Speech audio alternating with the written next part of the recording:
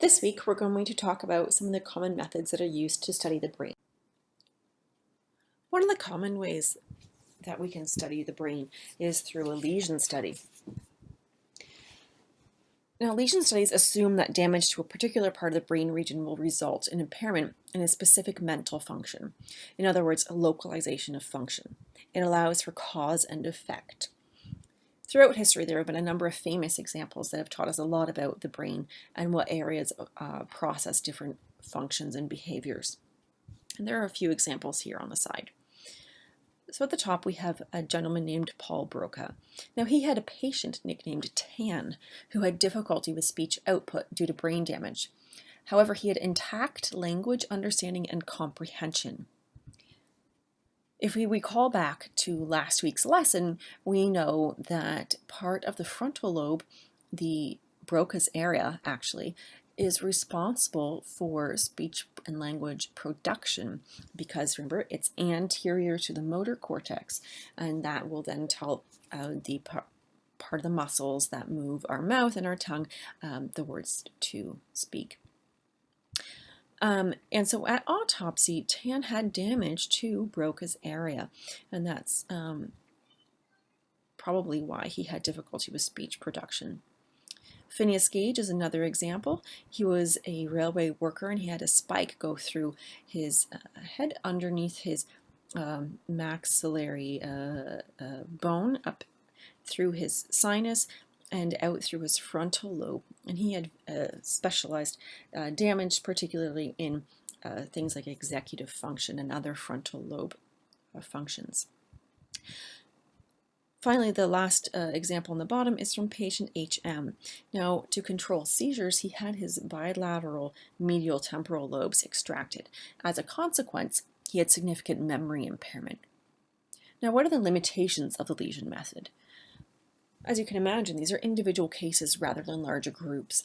So it can be challenging to actually go through then and make assumptions about a population as a whole.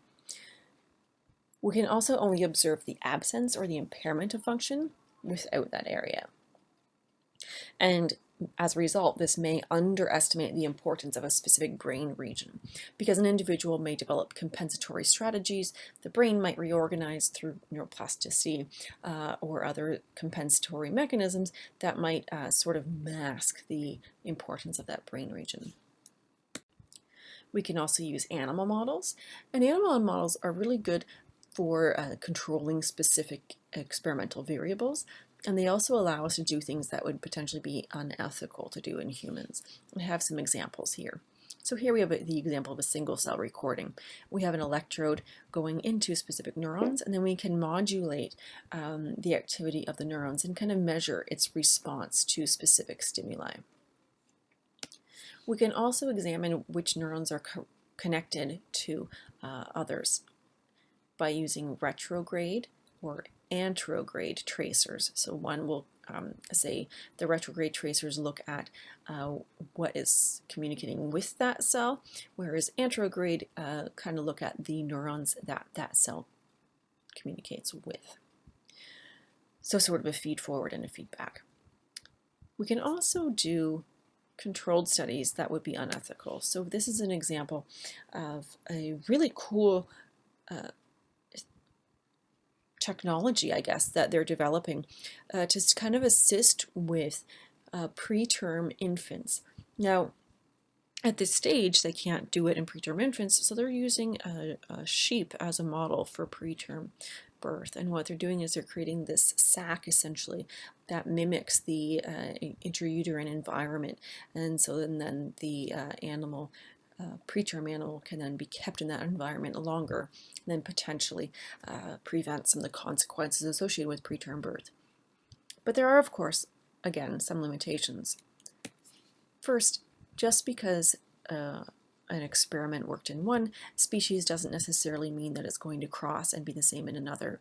So what happens in a mouse doesn't necessarily happen in a human.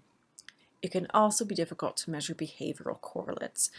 So you can imagine it's difficult to ask a mouse what they're feeling or what they're experiencing. Other major methods include neuroimaging techniques.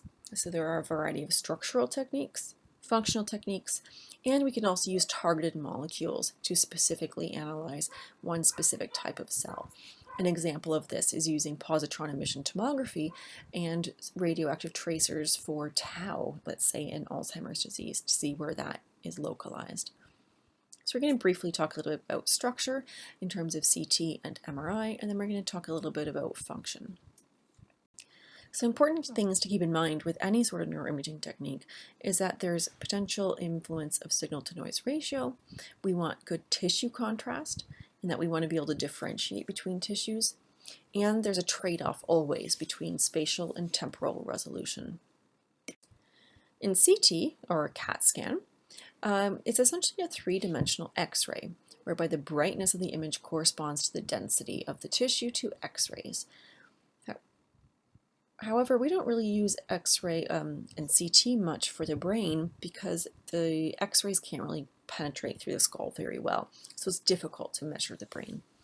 Oftentimes, MRI or magnetic resonance imaging is used instead, and we can look at different types of the brain and different tissues within the brain depending on what sequence we use. So here we have some examples. So T2 weighted is really good at looking at white matter damage as well as liquids and fluids because they show up as bright. T2 weighted is really good at looking at gray matter and the structure itself. FLAIR is also really good at looking at white matter lesions because if you notice, the fluid, such as the fluid within the eye and in the ventricle, is dark, so then it's really easy to tell whether or not the bright spot is indeed lesion or natural fluid. And then there's also proton density. Here's an example from someone with PVL. On a T1, we can very nicely see that the ventricle is enlarged, but we can't really tell if there's damage to the white matter. When we use a FLAIR image, however, we still see the enlarged ventricle, but then we have this area of brightness, which corresponds to white matter damage. When we want to look at specific white matter pathways, oftentimes diffusion imaging is used.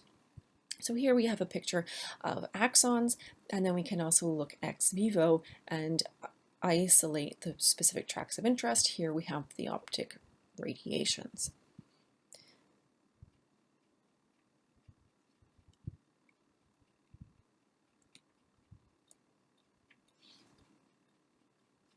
We can also then take this a step further and isolate specific tracts of interest. So here we have what is sometimes referred to as spaghetti brain. So it's just essentially all the tracts in the brain, and we can then also virtually dissect on the computer specific pathways of interest.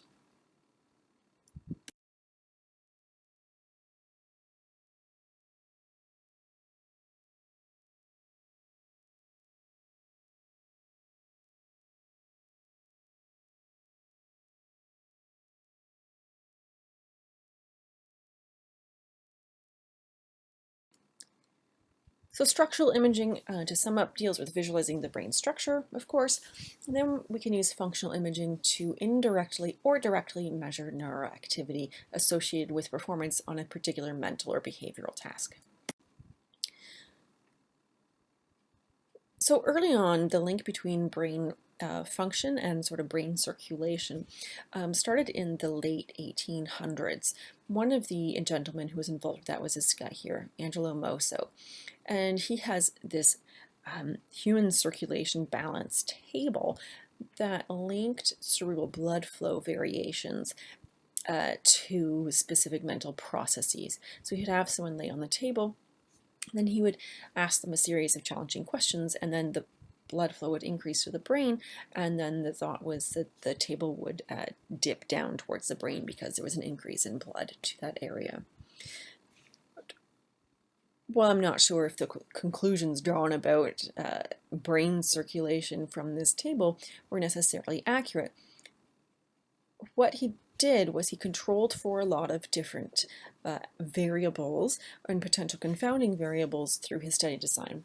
So he wanted to make sure he had good signal-to-noise ratio. He wanted to make sure he had the correct experimental paradigm, that there was a simultaneous recording of different physiological parameters, and also that he controlled for things like head motion and breathing that might impact signal. These are all important concepts for neuroimaging studies. There are a lot of different ways that we can measure brain function. We can use things like EEG or electroencephalogram, MEG or magnetoencephalogram, and then over here we have other techniques such as NIRS, near infrared spectroscopy, and fMRI or functional MRI. I'm going to let you look up the other ones on your own, so I'm going to talk a little bit about fMRI. fMRI is an indirect measure of brain function, and it's based on the activity-dependent changes in regional blood flow. Oxygenated and deoxygenated blood have different concentrations and relationship with iron, and that impacts the magnetic field and the signal that we can get from the magnetic field. So here's a summary diagram. So the thought is that increased neural activity results in an increase in blood flow and an increase in oxyhemoglobin. That in turn results in a change in MRI signal between our basal or our rest and our activated or our task states. So here we see here that the task in yellow has a slightly different signal from the control in the orange line, and so we essentially subtract those two over various repetitions and get a difference in the signal, and we can do some statistics on it to see where it's localized. So again, as a sum, we always are comparing one state to another in a task-based fMRI. So we take the signal and task and rest and subtract it and do statistics. For an example, let's see if we were looking what part of the brain responds when we open our eyes. When we close our eyes, we can look at the activity between the different conditions that we repeat numerous times. And then again, we do statistical comparisons and we see that indeed the occipital lobe is localized between those two conditions. So oftentimes in neuroimaging, there's a trade-off between spatial and temporal resolution. Structural MRI has really good spatial resolution, but poor temporal resolution in that it can take a long time to acquire an image of the whole brain. Functional MRI, on the other hand, takes images of the whole brain every 2 seconds for about 5 minutes. However, you will notice that they're relatively low resolution, so there's always a trade-off. Neuroimaging can be difficult to determine causality. Usually we just get correlations. There's also limited spatial and or temporal resolution. It can cost a lot, it can take a long time, and it might be difficult to access the technology.